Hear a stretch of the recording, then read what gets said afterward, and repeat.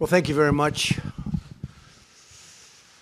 My fellow Americans, I greet you this morning from the White House to announce a major breakthrough toward achieving a better future for Syria and for the Middle East. It's been a long time.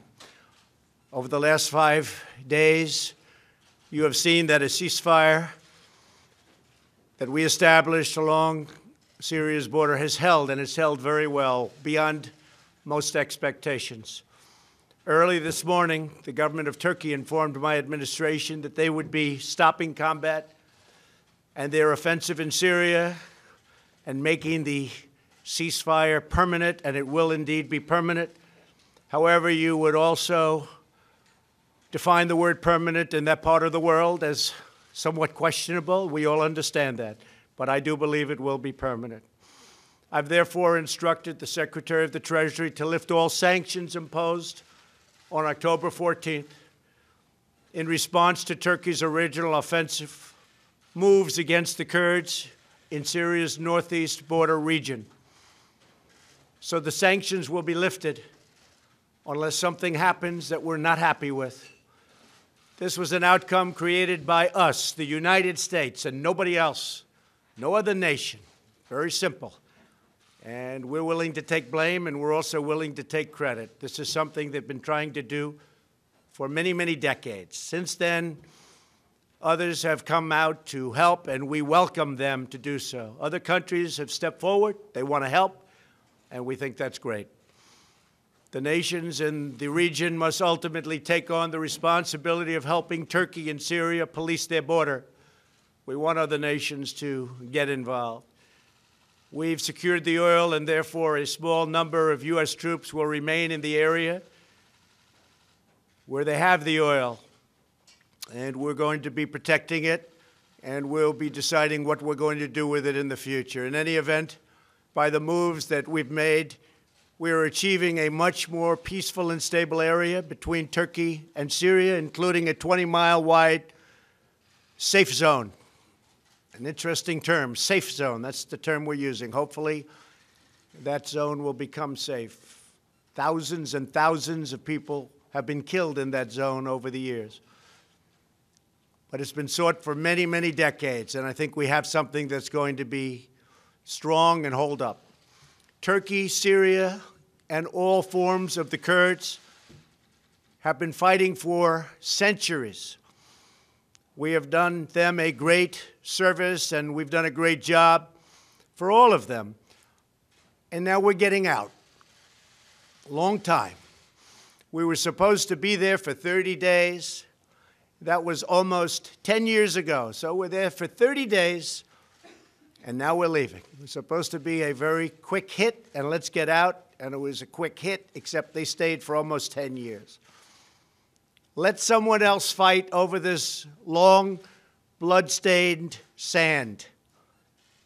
I want to thank Vice President Pence and Secretary of State Pompeo for leading the American delegation so successfully to Turkey several days ago, along with National Security Advisor O'Brien.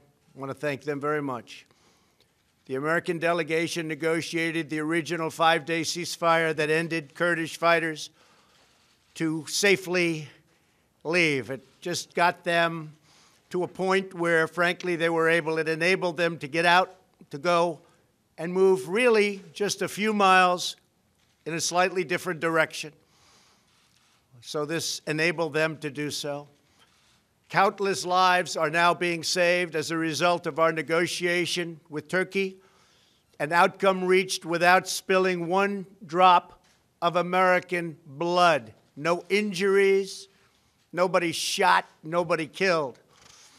I have just spoken to General Mazlum,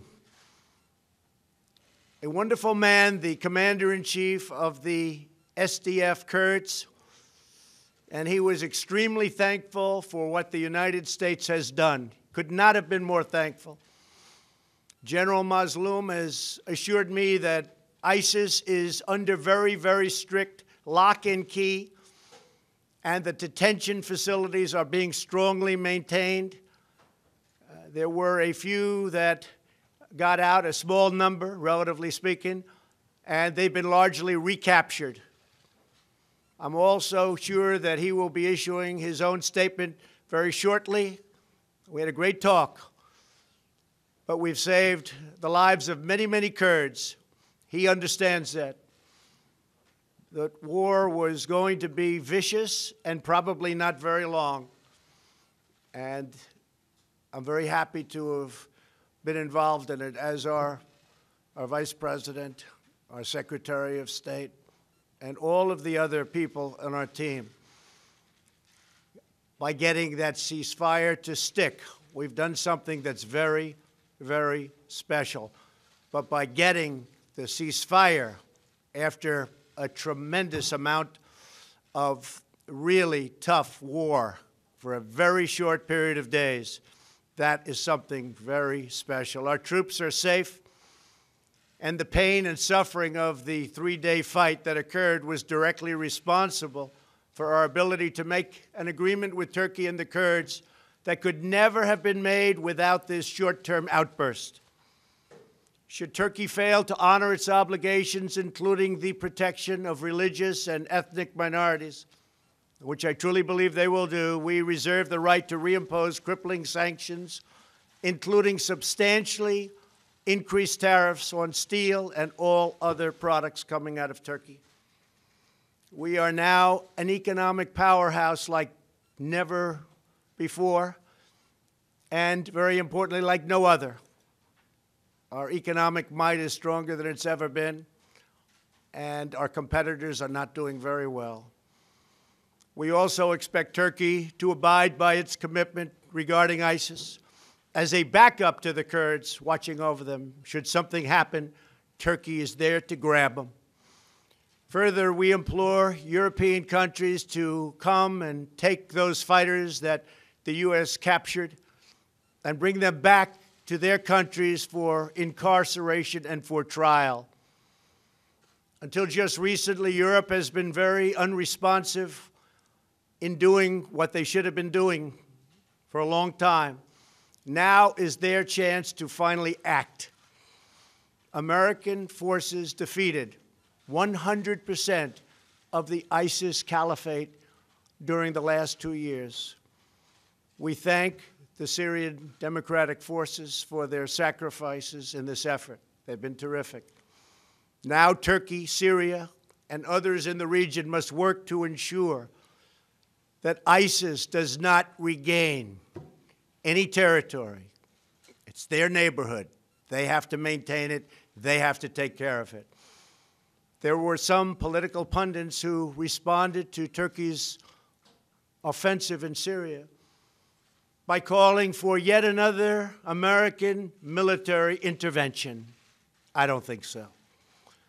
But halting the incursion by military force would have required deploying tens of thousands of American troops against Turkey, a NATO ally, and a country the United States has developed a very good relationship with, including President Erdogan. The same people that I watched and read giving me and the United States advice were the people that I have been watching and reading for many years. They are the ones that got us into the Middle East mess, but never had the vision or the courage to get us out. They just talk. How many Americans must die in the Middle East in the midst of these ancient sectarian and tribal conflicts?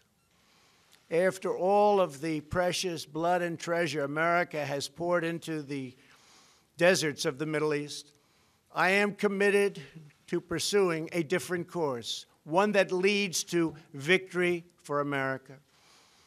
Through much work, we have done things that everybody said couldn't be done. Today's announcement validates our course of action with Turkey that only a couple of weeks ago was scorned. And now people are saying, wow, what a great outcome. Congratulations. It's too early to me to be congratulated, but we've done a good job. We've saved a lot of lives. Most importantly, we have avoided another costly military intervention that could have led to disastrous, far-reaching consequences. Many thousands of people could have been killed. The last administration said Assad must go. They could have easily produced that outcome, but they didn't. In fact, they drew a very powerful red line in the sand. You all remember the red line in the sand when children were gassed and killed, but then did not honor their commitment as other children died in the same horrible manner. But I did honor my commitments with 58 Tomahawks. 8 long years after President Obama's ill-fated push at regime change, U.S. troops are still on the ground in Syria. More than 500,000 people are dead, hundreds of thousands are terribly injured, and millions more Syrians are displaced. It really is a nightmare of misery. Across the Middle East, we have seen anguish on a colossal scale. We have spent $8 trillion on wars in the Middle East, never really wanting to win those wars. But after all that money was spent and all those lives lost, the young men and women gravely wounded so many. The Middle East is less safe, less stable, and less secure than before these conflicts began. The same people pushing for these wars are often the ones demanding America open its doors to unlimited migration from war-torn regions, importing the terrorism and the threat of terrorism right to our own shores. But not anymore. My administration understands that immigration security is national security. As a candidate for president, I made clear that we needed a new approach to American foreign policy, one guided not by ideology, but by experience, history, and a realistic understanding of the world. We are building up America's military might like never before, investing $2.5 trillion since my election. But we will not be depleted. We will not happen again. It will not be allowed to happen again, where our military is depleted, fighting in areas of the world where we shouldn't be. When we commit American troops to battle, we must do so only when a vital national interest is at stake. And when we have a clear objective, a plan for victory, and a path out of conflict. That's what we have to have. We need a plan of victory. We will only win. Our whole basis has to be the right plan, and then we will only win. Nobody can beat us. Nobody can beat us. I want to again thank everyone on the American team who helped achieve the ceasefire in Syria, saved so many lives, along with President Erdogan of Turkey, a man I've gotten to know very well, and a man who loves his country. And in his mind, he's doing the right thing for his country. And we may be meeting in the very near future. I also want to thank General Mazloum for his understanding and for his great strength and for his incredible words today to me, but me just as a representative of the United States, because he knows that we saved tens of thousands of Kurds. And we're not talking in the long term, we're talking in the short term. We're talking something that was going on immediately and something, frankly, that was planned for a long time. The job of our military is not to police the world. Other nations must step up and do their fair share. That hasn't taken place. Today's breakthrough is a critical step in that direction. Thank you all very much, and God bless America. Thank you. Thank you.